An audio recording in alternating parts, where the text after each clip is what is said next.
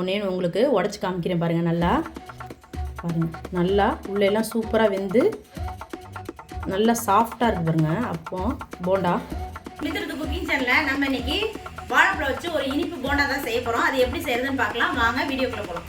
அதுக்கு தேவையான பொருள் சொல்லிடுறேன். நல்லா கனிஞ்ச பழம், நேந்திரம் பழம் இருந்துச்சு. அந்த பழத்தை வேஸ்ட் ஆக்காமல் பசங்க கொடுத்தாலும் சாப்பிட மாட்டாங்க. அதுக்கு டிஃப்ரெண்ட்டான ஒரு டிஷ்ஷு செஞ்சு கொடுக்கலான்னு இப்போ செய்ய போகிறேன். அதுக்கு 2 வாழைப்பழம் எடுத்திருக்கேன்.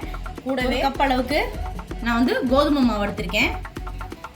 அது எந்த கப்பில் எடுத்தோமோ அந்த கப்பில் 3/4 கப் அளவுக்கு நாட்டு சக்கரை எடுத்திருக்கேன். இல்லைனா வெள்ளை ஜீனி கூட போட்டுக்கலாம். நான் வந்து இன்றைக்கி நாட்டு சக்கரை தான் எடுத்திருக்கேன், ரொம்பவே ஹெல்த்தியாக இருக்கிறதுக்காண்டி. கூடவே 1 டேபிள் ஸ்பூன் அளவுக்கு ஏலக்காய் தூள், 1 கப் அளவுக்கு தேங்காய் துருவல் எடுத்திருக்கேன். கூடவே 1 டேபிள் ஸ்பூன் மட்டும் ரவை போட்டுக்கணும். கொஞ்சம் ஸ்வீட் எடுத்து கொடுக்குறதுக்கு உப்பு 1 டேபிள் ஸ்பூன், அவ்வளோதான். ஃபஸ்ட்டு இப்போ ஒரு மிக்ஸி ஜாரில் நம்ம வாழைப்பழத்தை கட் பண்ணி போட்டுக்கலாம். குழந்தைங்க வாழைப்பழம் கனிஞ்சு போச்சுன்னாவே சாப்பிடாதுங்க. அதுங்களுக்கு இந்த மாதிரி நம்ம செஞ்சு கொடுத்தோம்னு சொன்னால் இதில் எப்படி செஞ்சோம்னே தெரியாது அவங்களுக்கு. அதுக்காண்டி தான்.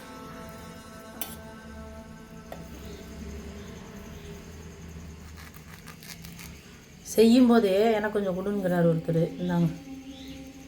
அதுக்காண்டி இன்னும் கொஞ்சம் காயாக இருந்தால் சூப்பராக சிப்ஸ் போட்டுருக்கலாம். நல்லா பழமாயிடுச்சு.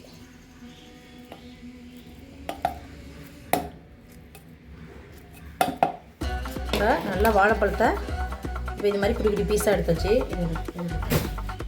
இது கூட நம்ம எடுத்து வச்சுருக்க நாட்டு சர்க்கரை வச்சுருக்கோம் இல்லைங்களா, அதையும் சேர்த்தே அரைச்சிட்டோம்னா நல்லா ஒன்று சேர்ந்துடும். அதுக்காண்டி நாட்டு சர்க்கரையும் அதோட சேர்த்துக்குவோம்.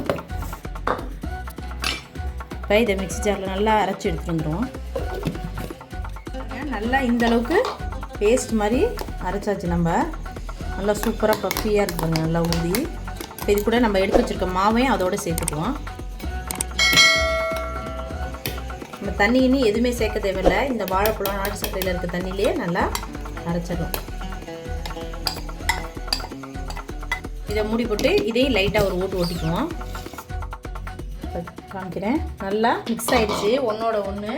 வாழைப்பழம் மாவு எல்லாமே இந்த அளவுக்கு நல்லா கெட்டியாகிடுச்சு. இதை ஒரு பவுலில் மாற்றிக்குவோம்.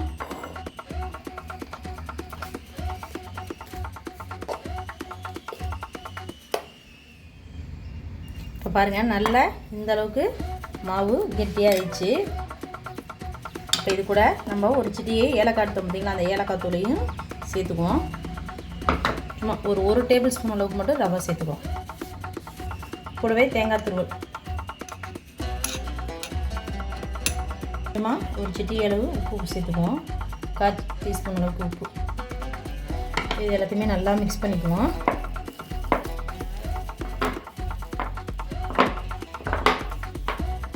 பாருங்கள், நல்லா மாதிரி ஒரு விஸ்க் வச்சு நல்லா பஃபியாக ஊறட்டும் ஒரு 2 நிமிஷம்.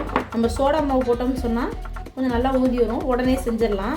நம்ம சோடா மாவு சேர்க்காதனால ஒரு 10 நிமிஷம் அப்படியே வந்து மாவை ஊற விட்டுருவோம். நல்லா எல்லாமே மிக்ஸ் ஆகி ஊறட்டும். இப்போ அதுக்குள்ளே அடுப்பத்தை வச்சுக்கலாம். அடுப்பத்தை வச்சு எண்ணெய் பொரிக்கிற அளவுக்கு எண்ணெய் ஊற்றிடுவோம். நல்லா சூடாகட்டும். இந்த எண்ணெயோடு சேர்த்து லைட்டாக 1 டேபிள் ஸ்பூன் அளவுக்கு மட்டும், ரொம்ப சேர்க்க வேணாம், ஒரு பிஞ்சு நெய் மட்டும் சேர்த்துக்கேன். கொஞ்சம் நெய்யில் சுடுற மாதிரி இருக்கும், நல்லா வாசமாக இருக்கும். அதுக்காண்டி 1 டேபிள் ஸ்பூன் மட்டும் நெய் போட்டிருக்கேன். என்ன சூடாயிடுச்சு. அடுப்பை நல்லா லோ ஃப்ளேமில் வச்சுக்கணும். ஏன்னா நம்ம அப்பம் போட்டோன்னே கருக பார்ப்போம், ஏன்னா வாழைப்பழங்கிறதுனால. இப்போ அடுப்பை சிம்மில் வச்சிட்டோம். இப்போ எண்ணெய் நல்லா சூடாயிடுச்சு. நம்ம மீடியம் ஃப்ளேமில் வச்சுக்கணும், ஹை ஃப்ளேமில் வைக்கக்கூடாது. லைட்டாக கையில் தண்ணி தொட்டுட்டு இந்த மாதிரி கையில் கொஞ்சம் கொஞ்சமாக மாவு எடுத்து அப்படியே உருட்டி போட்டுக்குவோம்.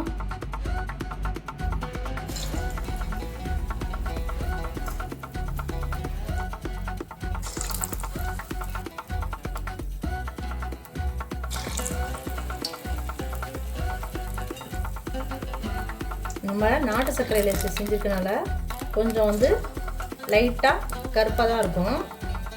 இதே வெள்ளை ஜீனியில் செஞ்சோம்னா கொஞ்சம் வெள்ளையாக எடுத்துடலாம். ஏன்னா இது ரொம்ப வெல்லம், நம்ம நாட்டு சர்க்கரையெல்லாம் செய்யும்போது பாருங்களேன் கருப்பாக தான் தெரியும் பலகாரம். ஓகே, எந்த அளவுக்கு சட்டி கொள்ளுதோ அந்த அளவுக்கு போட்டுக்கும். நான் கிட்டத்தட்ட ஒரு 8 இது போட்டிருக்கேன். இது நல்லா வேகட்டும். சிம்லேயே தான் இருக்கணும் அடுப்பு. முக்கியம் அதுதான். நம்ம பாட்டி வேகமாக வச்சிட்டோம்னா போட்டோன்னே எல்லாமே கருகிடும்.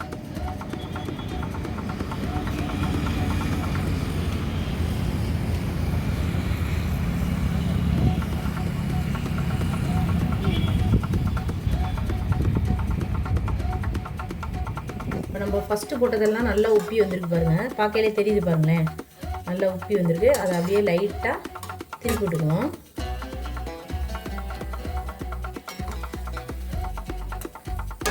பாருங்கள் நல்லா வெந்துருச்சு, நல்லா உப்பி வந்துருக்கு பாருங்கள். நம்ம கொஞ்சம் கூட இதில் வந்து நம்ம சோடா மாவே சேர்க்கலை. நல்லா மாவு ஊதி சூப்பராக வந்திருக்கு. பார்க்கும்போதே நல்லா கோல்டன் கலராக சூப்பராக இருக்குல்ல. நம்ம நேந்திர பழம் தான் எடுக்கணும் இல்லை, வீட்டில் எந்த வாழைப்பழம் கணிஞ்சிருந்தாலும் அந்த பழத்தில் இதே மாதிரி ட்ரை பண்ணி பாருங்கள், ரொம்பவே அருமையாக இருக்கும்.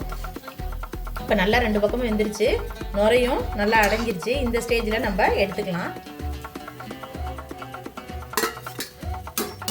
நான் கொஞ்சம் இனிப்பு தூக்கலாக போட்டிருக்கேன். உங்களுக்கு இனிப்பு வேணும்னா கொஞ்சம் கம்மி பண்ணிக்கணும்.